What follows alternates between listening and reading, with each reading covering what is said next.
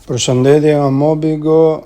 Në këtë rast kemi një 12 Pro Max i cili nuk aktivizohet, edhe siç mund të shohim nuk ka basebandi, është bërë reset edhe tani nuk mund të bëj dot aktivizimin. Zakonisht problemi i 12 Pro Max për pjesën e basebandit ndodh në më të shumtat e rasteve për shkak se dy pllakat cilat shërbejnë ose komunikojnë me njëra tjetrën kanë mungesë linjash. Heqim telefonin nga shasia, nga kasa, edhe bëjmë gati që ta ndajmë edhe pastaj ta vendosim në tester.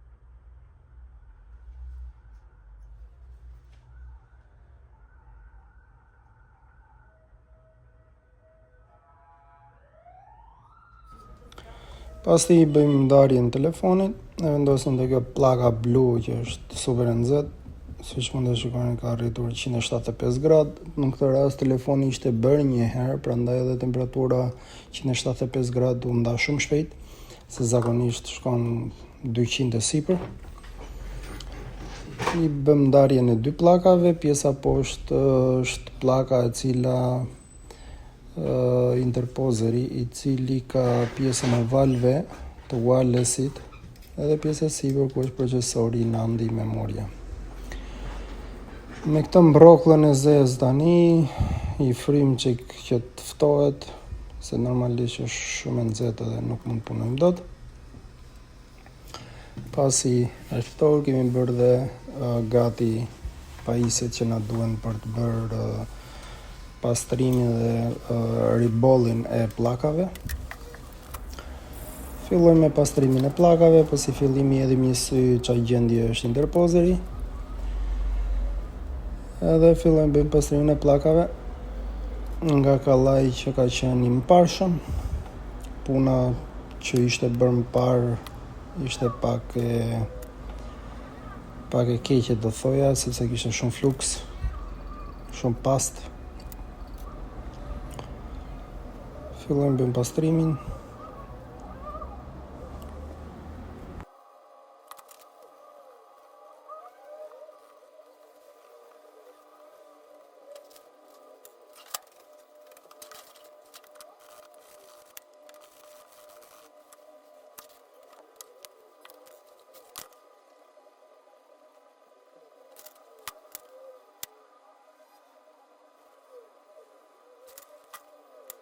Gjithashtu pastrojmë edhe pjesën sipërme. Nuk e di se pse fokusin e mori kjo e mikroskopit edhe nuk duket mirë poshtë. E vëmë re çik me vonesë këtë pjesë.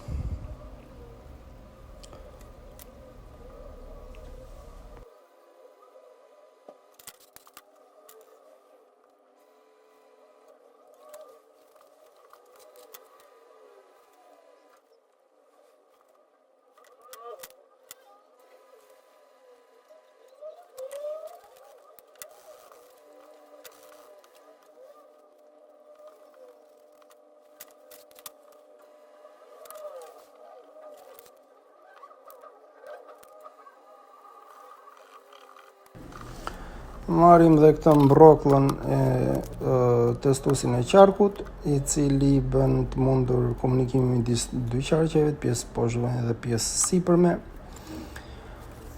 Një tip të vogël është i cili në momentin e parë mund na duket që nuk kemi baseband sërish, sepse na duhet që t'i bëjmë flash telefonin nga para, të jedhim një sistem të ri, ku edhe do e shikoni në advanced, siç mund ta shikoni edhe tani kemi thjesht serial number, ndërkohë që aty duhet dilnin disa lloje email, mail dhe diçka tjera. Por si fillim duhet ta testojmë herë me një bazë tjetër, sepse nëse i vendosim bazën ka mundësi që ato rikthehen, edhe pse në fillim duhet jenë falso. Siç thash edhe pak më parë, duhet që t'i bëjmë flash. Jemi duke provuar me bazën e re, edhe të shikojmë nëse telefoni ka baseband ose nëse problemi ndodhet te pllakat apo te vetë qipi i basebandit apo vetë interpozeri.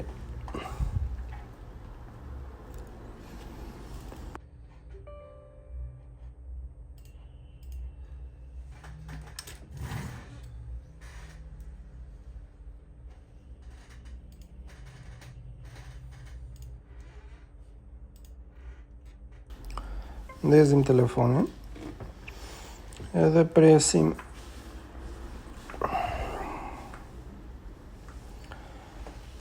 të shikojmë tani, si që shikoni na u liston shumë gjëra të tjera aty, por puna nuk ka mbaruar akoma.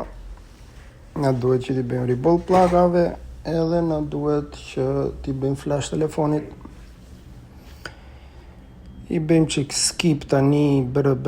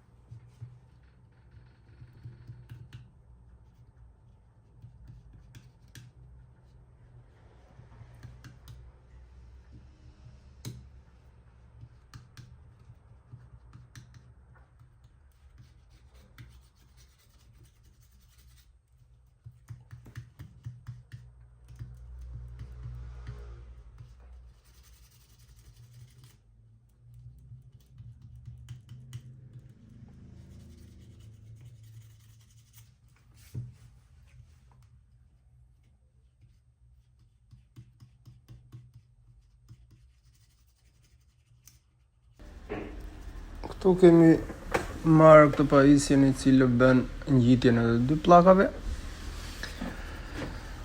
I bëjmë një pastrim sepse jemi çik rrumëhaxhi, por punën e bëjmë siç duhet.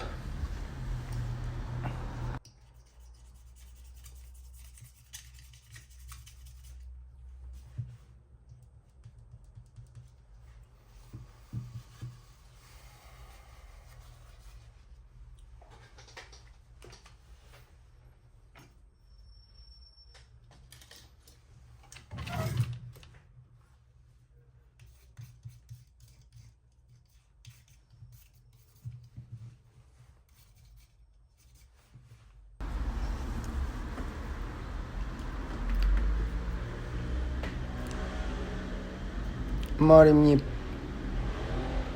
pecet të pastër edhe marrim edhe pastën. Kjo është një pastë e cila është 138 gradë, por si fillim na duhet që t'i heqim fluksin e tepërt, sepse nuk do na dali ribullim mirë. Siç mund të shikoni, kemi hapur përreth pecetës edhe i japim një 2 tharje të vogla, por edhe nuk duhet që ta thajmë shumë, sepse sërish na del shumë i keq.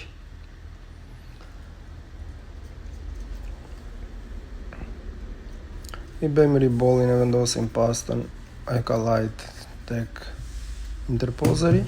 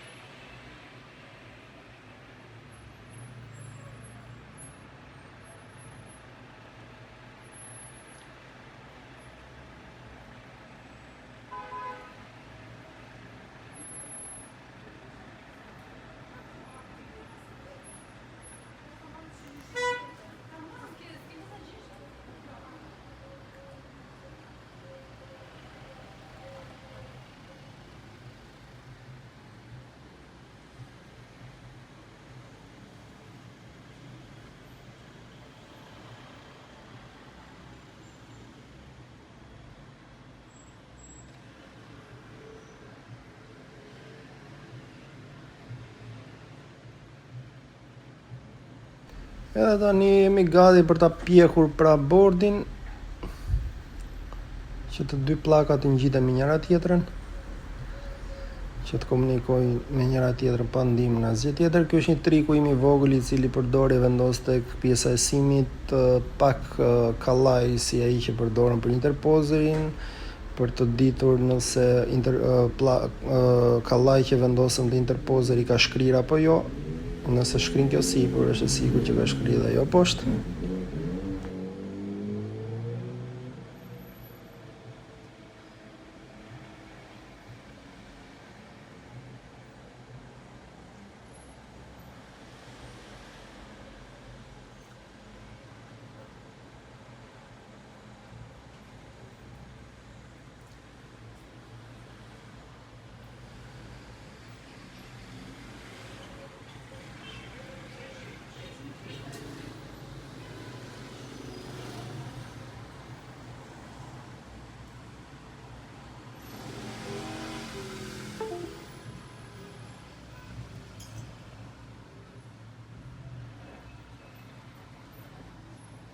Tani kemi ardhur te momenti final, i bëjmë flash telefonit dhe një sistem të ri, përdorim një aplikacion i cili e përdorin gjithë kinezët, quhet True Tools.